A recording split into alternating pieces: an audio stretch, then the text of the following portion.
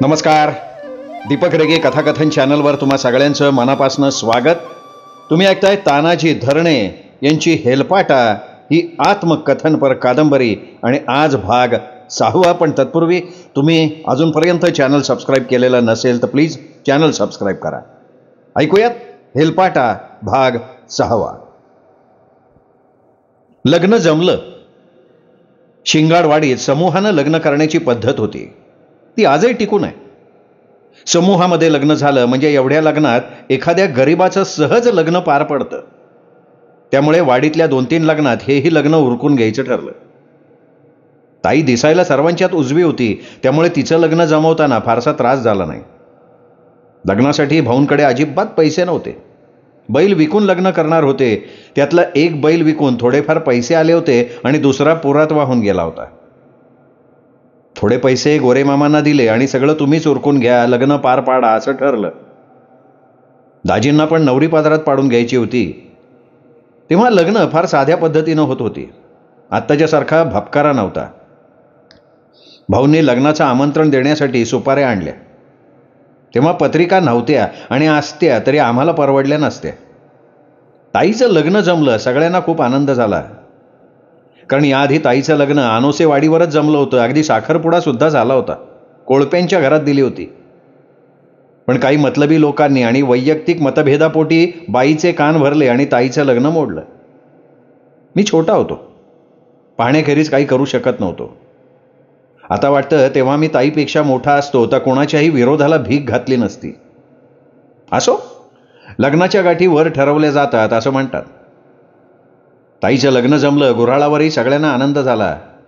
सर्वांनीच मोठ्या अदबीनं गडिंगण्यार खाऊ घातलं. पूर्वी मेकअप सिस्टीम नसायची. बाईनं घरच्या घरी बेसन पीठ वगैरे लावून नवरीची मळी काढली. लग्न 2 दिवसावर आलं. लग्न, साखरपुडा, हळद सगळं एकाच दिवशी होतं. लग्नात कपडे फक्त नवरा नवरीचे घेतले होते. खूप आर्थिक चणचण होती. मजुरी केल्याशिवाय खायला तुकडा मिळत नसे. लग्नाच्या आदल्या दिवशी आम्ही राहूवरून पाठेठाण मार्गे वाघाळ्याला निघालो. अण्णांनी भाड्याची सायकल घेतली. त्यावर ताईला घेऊन शिंगाडवाडीला गेले. भाऊंनी शेजारच्या मंडळींना सांगून 2 दिवस गुरांना चारा पाणी देण्याची व्यवस्था केली. सकाळी आम्ही राहूवरून शिंगाडवाडीकडे निघालो. विमलाक्का सध्या नांदत होती. ती वाघाळ्यावरूनच येणार होती. राहूवरून बाई, भाऊ, कुसुम आणि मी निघालो. आंबळ्यावरून सखाराम मामा बैलगाडी घेऊन येणार होते. आम्ही हळूहळू पाठेठाण खंडाळे मार्गे वाघाळ्याला पोहोचलो. रस्त्यात कमल आत्याचं घर लागलं. तिथे थोडा विसावा घेऊन पुढे जाणार होतो. माझ्या अंगावरची कापडं खूप जुनी आणि फाटलेली होती. आत्यानं गजूदाजीची कापडं मला दिली. आम्ही बहुतेक समवयस्क होतो. मी ती कापडं घातली आणि शिंगाडवाडीला मार्गस्थ झालो. तिथे पोहोचलो तर लग्नाची तयारी बहुतेक पूर्ण झालेली होती. जिकडे तिकडे लोकांची धावाधाव चालू होती. दिवस मावळतीला गेला होता. 3 लग्न असल्यानं इतर पै पाहुण्यांची वर्दळ चालू होती. दिवस मावळत आला. लग्न घटिका जवळ आली. तेव्हा शिंगाडवाडीला लाईटची सोय नव्हती. पांढऱ्या गॅसबत्त्या होत्या. त्याच्या उजेडात लग्न लागणार होती. लग्नाची वेळ जशी जवळ आली तसा शेवंताबाईचा नवरा धिंगाणराव पोशाखासाठी अडून बसला. त्याला मांडव परातनी पाहिजे होती. तो दाजी त्याच्या निर्णयापासून ढळत नव्हता. शेवटी सखाराम मामाने बाईला लुगडं दिलं नाही, पण त्या दाजीला एक हातातलं घड्याळ दिलं. मग धिंगाणराव शांत झाले आणि एकदाचं लग्न लागलं. जेवायला गुळाची लापशी आणि डाळभात होता. एकदा ताईचं लग्न झालं आणि आम्ही परतीच्या प्रवासाला सकाळी निघालो. वाटेत कमलात्याकडे थांबलो. चहा पाणी झालं. गजूदाजीची कापडं परत केली. माझी स्वतःची कापडं घातली आणि राहूच्या दिशेनं निघालो.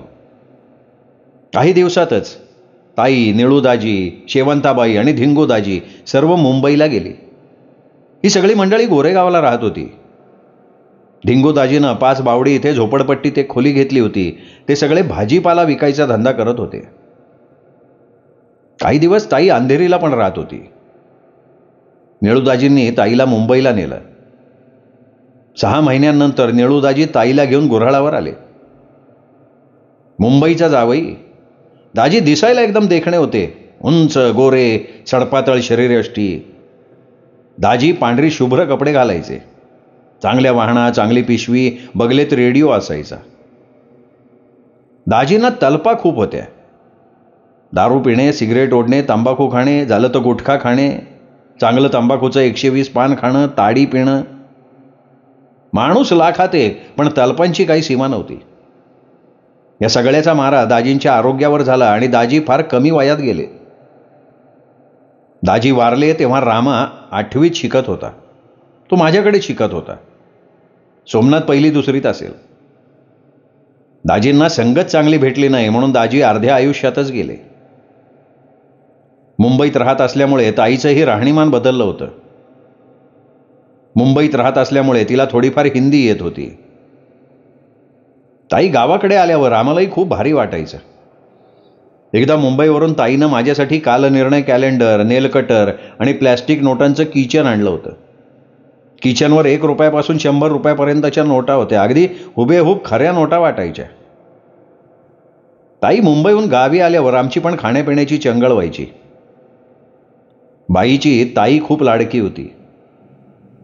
ती आल्यावर बाई मासे करायची, गावठी कोंबडीचं कालवण करायची. तसं बाईला स्वयंपाकाचा कंटाळा नसायचा. अण्णा मोठे होईपर्यंत बाईनं पाट्यावर वाटून गव्हाचा चीक खाऊ घातल्याचं मला आठवतंय. मी 3रीला असताना भाऊ एकदा आंबळ्याला गेले. 4-5 दिवस झाले तरी भाऊ आले नाहीत. आम्ही सगळेजण काळजी करत होतो. रोज भाऊच्या वाटेकडे डोळे लावून बसायचो. 4-5 दिवसांनी भाऊ राहुला आले. ते सखाराम मामाच्या माळ्यातल्या जमिनीच्या तुकड्याचा व्यवहार करून. पैसा तर एक जवळ नव्हता. खिल्लारीचे 2 खोंड होते व बत्ताशी गाय माजली होती. 2 वर्षापासून खाली होती. तिचा गाभच राहत नव्हता. खाली तरी किती वर्ष सांभाळणार म्हणून भाऊंनी जमिनीच्या बदल्यात 1 खोंड 2000 रुपयाला मामांना देऊन टाकला. तो सोमवारी झाला होता म्हणून त्याचं नाव सोमा ठेवलं होतं. सोमा खूप देखणा खोंड होता. तो 2 वर्ष खिल्लारीला पित होता. गाईपेक्षा उंच झाला होता. गुडघे टेकून तो दूध प्यायचा. दुसरं खोंड आणि बत्ताशी विकून मामांचा व्यवहार भाऊंनी पूर्ण केला. दुसरी गोष्ट म्हणजे भाऊंनी अण्णाचं लग्न ठरवलं होतं. ठकू नाना अनोसे यांची मुलगी शकुंतला हिच्याबरोबर. भाऊंनी घरी आल्यावर अण्णाच्या लग्नाचं सांगितलं तशी बाई तणतण करायला लागली. तिने शिव्यांचा पट्टाच चालू केला. माझ्या माणसाला फसवलं असं ती म्हणायची. भाऊ म्हणायचे, आपण पडलो मोलमजुरी करणारी माणसं, आपल्या मुलाला कोण मुलगी देईल. तेव्हा लय ताणून धरून उपयोग नाही. परिस्थिती लक्षात आल्यावर बाई भानावर आली आणि तिचा राग नावळला. अण्णाचं लग्न जवळ आल्यावर आम्हाला घेण्यासाठी आंबळ्यावरनं बैलगाडी आम्हाला न्यायला आली. या गोष्टीचा आम्हाला खूप आनंद झाला, कारण कितीतरी वर्ष राहू ते आंबळे हा पायी प्रवास केला होता. गाडी न्यायला आली हे बघून आमची गुऱ्हाळावरची पोच वाढली होती. दुसऱ्या दिवशी सकाळी सामानाची बांधाबांध करून आम्ही आंबळ्याला निघालो. 4-5 दिवस जाणार होते म्हणून सर्व गुराढोरांसकट आमचा लवाजमा निघाला. बाईनी कोंबड्या डालग्यात टाकल्या. छोटी कोंबडीची पिल्लं कुडव्यात भरली. नुसता चिवचिवाट. आमची एक मांजर होती. ती खूप गोड होती. कुटुंबाचा एक भागच.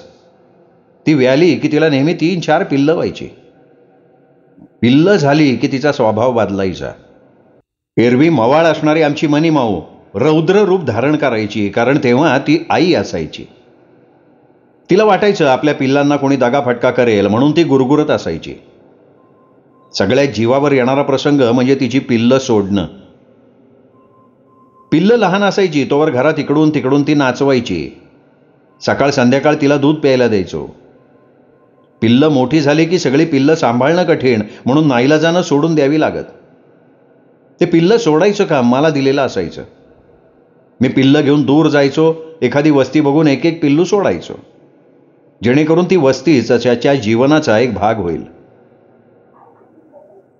पिल्लं सोडताना मनाला खूप वेदना व्हायच्या, पण नाईलाज असायचा. तिलाही कुडव्यात टाकली. भाऊंनी गुरं गाडीला बांधली. आम्ही सगळे गाडीत बसलो. गाडी आंबळ्याच्या दिशेनं निघाली. पहिल्यांदा बैलगाडीनं एवढा मोठा प्रवास करत होतो. एक वेगळाच अनुभव येत होता. हळूहळू गाडी बाळोबा मंदिराजवळ आली. तिथे देवाला नारळ वाढवला. प्रत्येक शिवेवर लिंबू टाकत टाकत आमचं वऱ्हाड पुढे गेलं. उन्हाळ्याचे दिवस होते. रस्त्यानं नुसती किरकिर चालू होती. बाईनं जेवण सोबत घेतलं होतं. बैलांना रात्रीचं वाडं खायला घातलं होतं. टेळेवाडीचा पठार उतरून गाडी बांडेवडगावच्या दिशेनं निघाली. गाडी नदीच्या किनारी आली तसा आमचा अवतार बघून कुत्र्यांनी एकच भुंगून गदारोळ घातला. गाडीला बांधलेली गुरं बघून काही मोकळी जनावरं गुरांच्या दिशेनं धावत आली. त्यांना कसं तरी हाकलत नदी पार केली. बाईनं सोबत आणलेली चटणी भाकरी घासघास खाल्ली आणि सोबत आणलेलं वाड्याचे भेळे बैलांना मुठमुठ टाकले, बैलांना पाणी पाजलं आणि आम्ही डवऱ्याचं पाणी पिऊन पुन्हा मार्गस्थ झालो. मजल दरमजल करत आंबळ्याला पोहोचलो. वस्तीवर पोचल्यावर सपराची साफसफाई करून एकदाचं बिराड सपरात मांडलं. भाऊ आडाचं पाणी घेऊन आले. बरेच दिवस बंद असल्यामुळे घरात घुशीनं उकीर काढले होते. घुशींनी काय बाई घरात आणल्यानं कसला तरी घाण वास येत होता.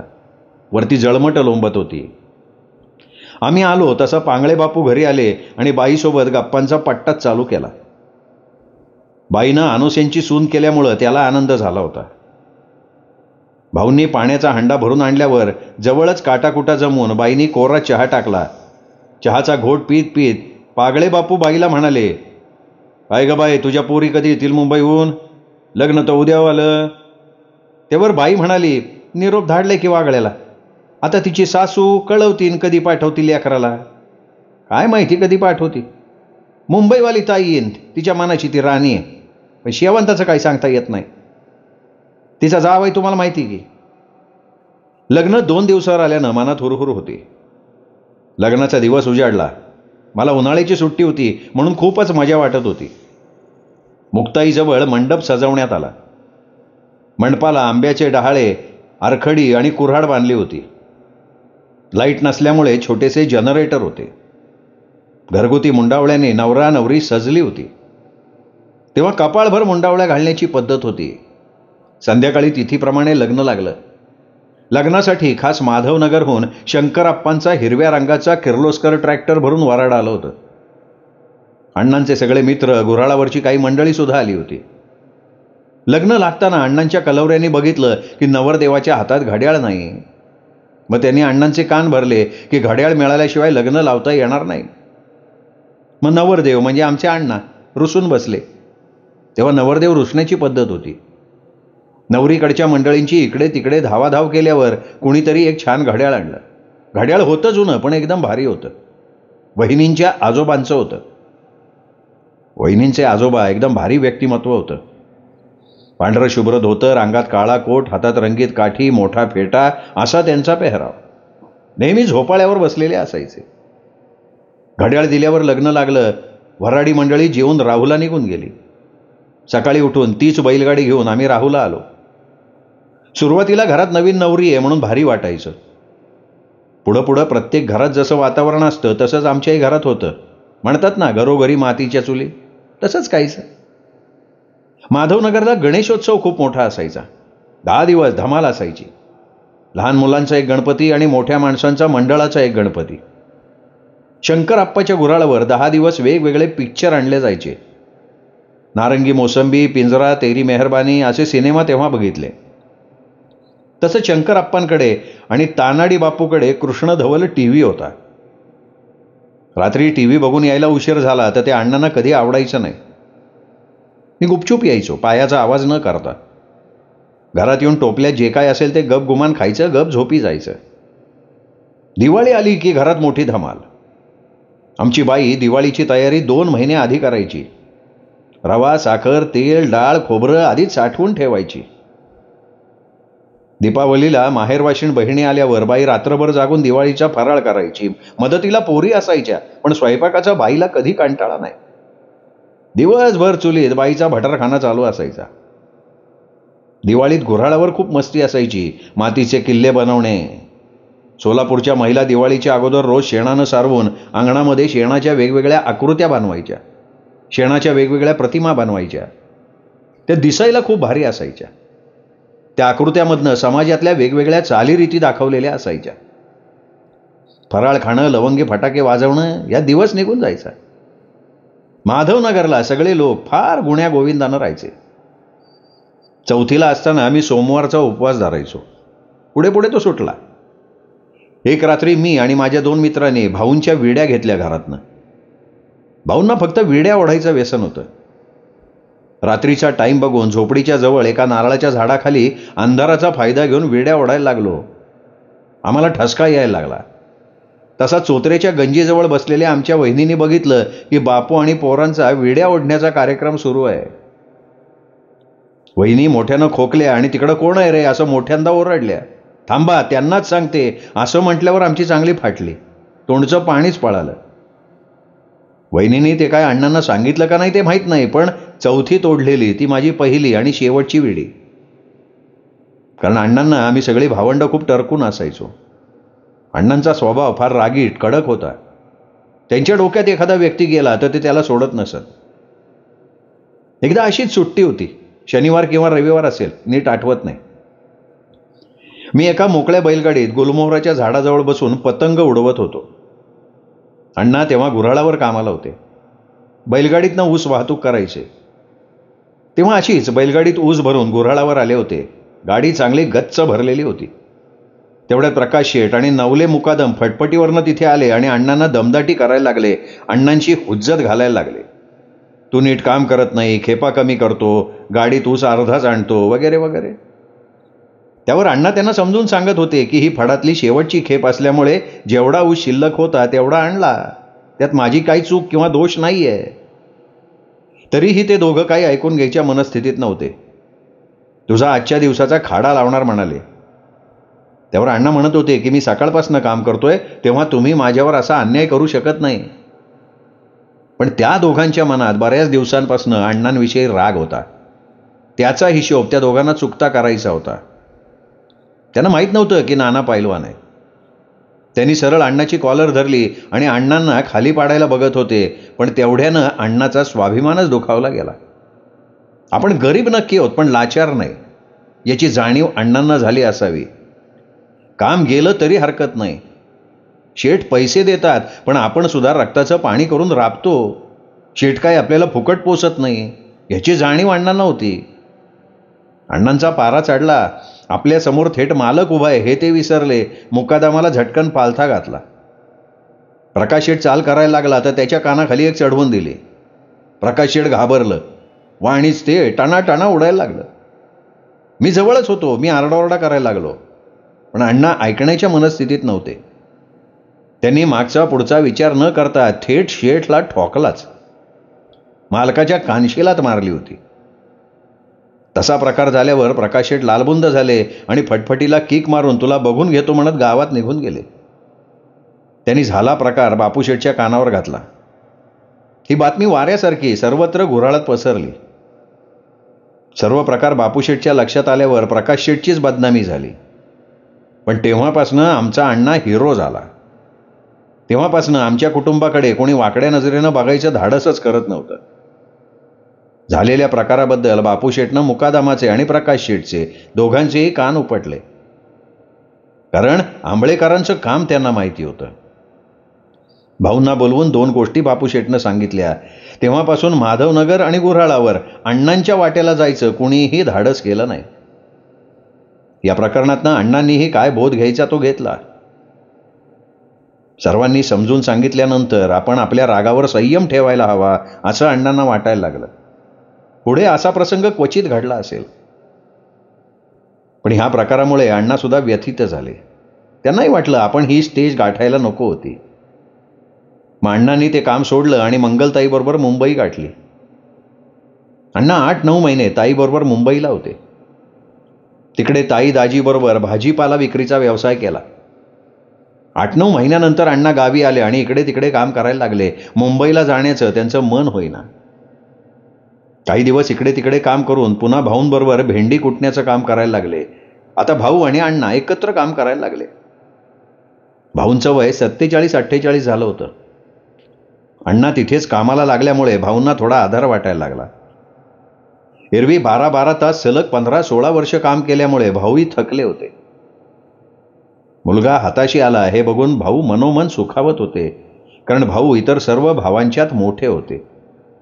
भाऊंनी प्रसंगी सालं घालून सर्वांचं नीटनेटकं केलं होतं. पण सगळ्यात वाईट दिवस भाऊंना भोगावे लागले होते. वर्षाचे 12ही महिने एखाद्या आश्रितासारखी परिस्थिती आणि तिच्याशी त्यांना झगडावं लागलं होतं. मला आठवतं एकदा लहानपणी भाऊ मला आणि बाईला घेऊन जेजुरीला गेले होते. आमच्याबरोबर शेजारचं एक जोडपं होतं. दुपारी आम्ही गुऱ्हाळावरनं पायी निघालो. यवत जवळ आलो तर समजलं की वाण्याचा एक कुत्रा राजा आमच्या मागे मागे आलाय. त्याला किती माघारी हाकलण्याचा प्रयत्न केला तरी तो माघारी जात नव्हता, कारण त्याला भाऊंचा फार लळा लागलेला होता. तो भाऊंच्या मागे आला होता. यवतला आल्यावर भुलेश्वरच्या वाटेनं जाणारा एक ट्रक भेटला. त्याला हात केल्यावर तो थांबला. आम्ही सर्व पाठीमागे जा बसलो. वाटलं आता राजा पाठीमागे जाईल तर तो ट्रकच्या मागे पळत सुटला. शेवटी ट्रक थांबून त्याला गाडीत घेतला आणि पुढे मार्गक्रमण केलं. भेलेश्वराच्या पुढे असणाऱ्या माळशिरस या गावात एसटी स्टँडमध्ये आम्ही थांबलो. सोबत आणलेली शिदोरी रात्री खाल्ली. पहाटे उठून प्रवास सुरू केला. कऱ्हा नदी गाठली. नदीत थंड पाण्यानं आंघोळी केल्या. मन शांत झालं. प्रवासाचं दडपण कमी झालं, कारण गड जवळ आला होता. सोबत आणलेल्या देवांच्या छोट्या मूर्ती धुतल्या. कऱ्हा नदीच्या वाळूनं त्या अगदी पांढऱ्या शुभ्र निघाल्या. पुढे मग निघालो जेजुरी गडाच्या दिशेनं. जेजुरीत गेल्यावर पायऱ्यांवर ही गर्दी होती, पण देवाच्या प्रांगणात आल्यानं प्रवासाचा शीण कधीच निवळला होता. मन प्रसन्न झालं होतं. त्या गर्दीत राजा आमच्याबरोबरच वाट काढायचा. तो मोठा कुत्रा बघून लोक घाबरायचे, झटकन बाजूला व्हायचे, कुतूहलानं त्याच्याबद्दल विचारायचे. मग सगळा वृत्तांत सांगायला लागायचा. काही जण त्याच्या अंगावर भंडारा टाकायचे, खंडोबा आला म्हणायचे. काही भक्त हात जोडून पाया पडायचे, म्हणायचे याच्या रूपानं आम्हाला गडावर मल्हारी भेटले. हे सगळं ऐकल्यावर वाटायचं बरं झालं राजा आमच्या बरोबर आला. सगळा गड बघून झाला. देवाचं दर्शन झालं. पायऱ्या उतरून आम्ही जेजुरी गडाखाली आलो. देवाचं दर्शन झालेलं होतं. बाईनं मनातल्या मनोकामना देवाला सांगून गाऱ्हाणी मांडली होती. खाली पायऱ्या उतरताना बाणाईची मेंढरं बघितली. बाणाईचं मनोभावे दर्शन घेतलं आणि परतीचा प्रवास सुरू केला. दिवस मावळायला गुऱ्हाळावर आलो. गुऱ्हाळावर आल्यावर सगळ्यांना राजाचं कौतुकच वाटलं. राजा हा वाण्याचा अतिशय लाडका कुत्रा होता. तांबड्या रंगाचा, रुबाबदार, धष्टपुष्ट. त्याला भाकरी घालण्यासाठी खास बाई ठेवली होती. त्याला रोज गावातनं दुधाच्या बाटल्या यायच्या.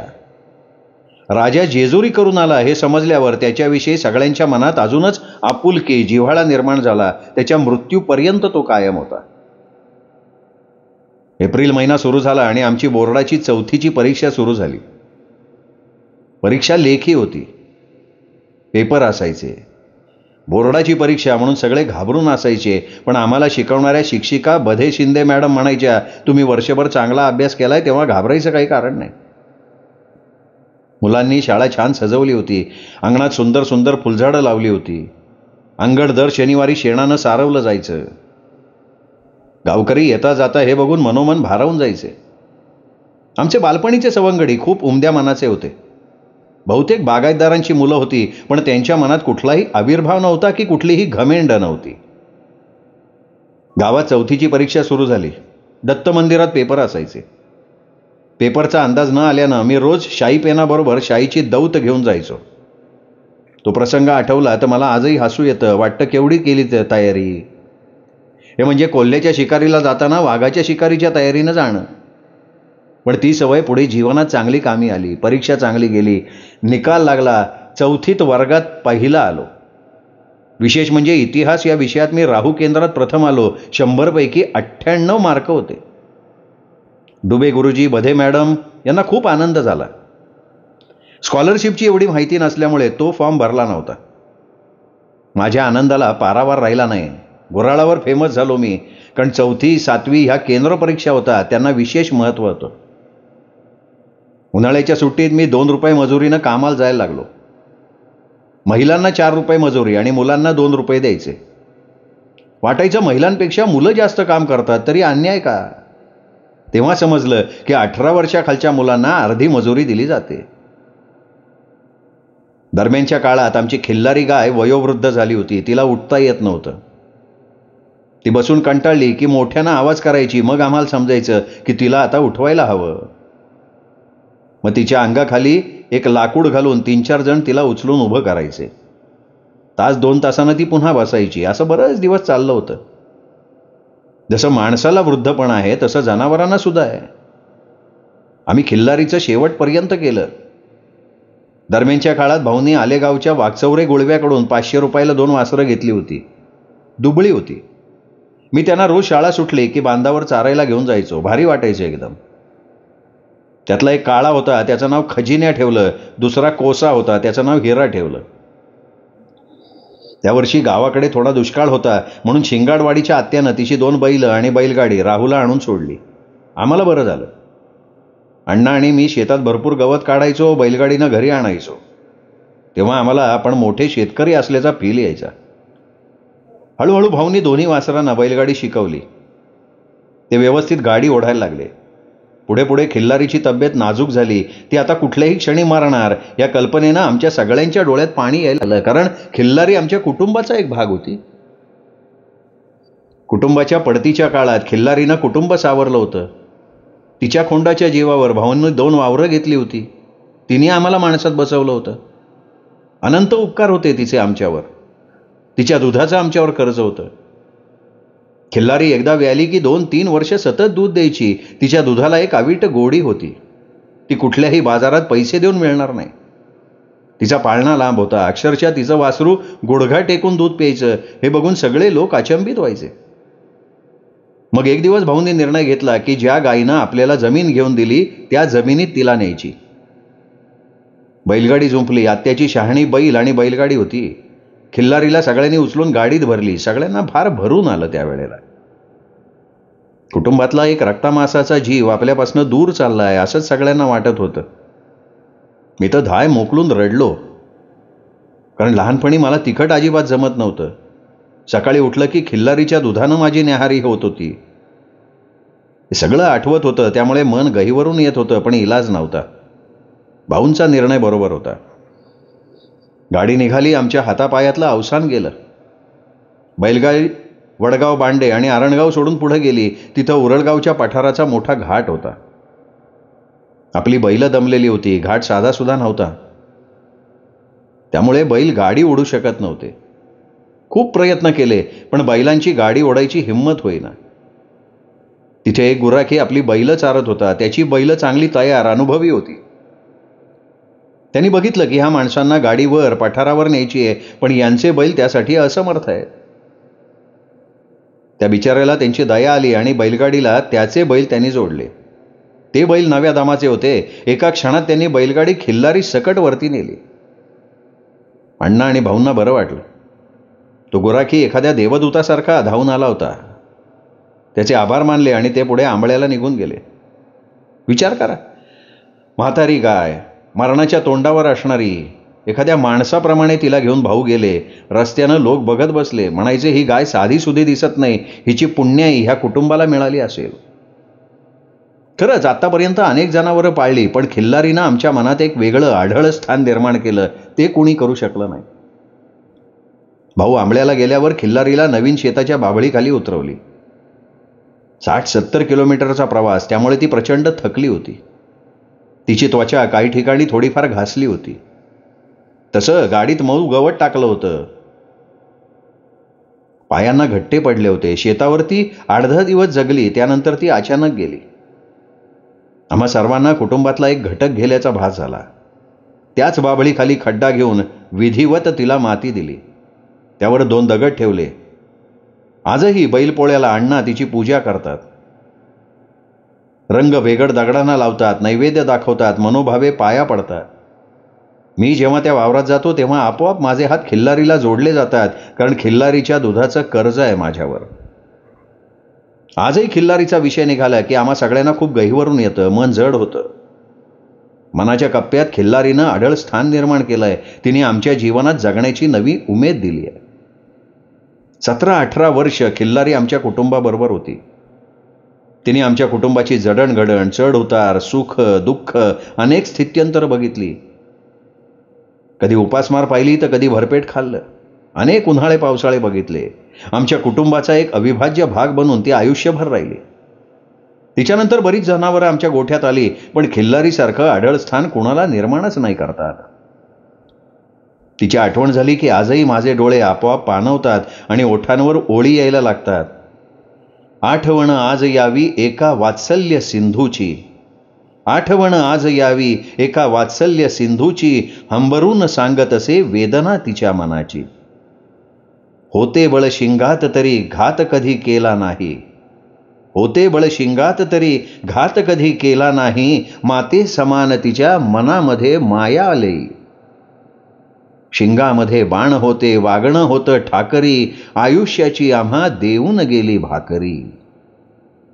खिल्लारीची आठवण येता पोटात होतो कालवा, खिल्लारीची आठवण येता पोटात होतो कालवा, मुक्या प्राण्यांच्या स्मृतीतही डोळ्यात भरतो ओलावा, मुक्या प्राण्यांच्या स्मृतीतही डोळ्यात भरतो ओलावा. मित्रांनो, हा 6वा भाग इथे संपला. 7वा भाग उद्या. तोपर्यंत नमस्कार मित्रहो.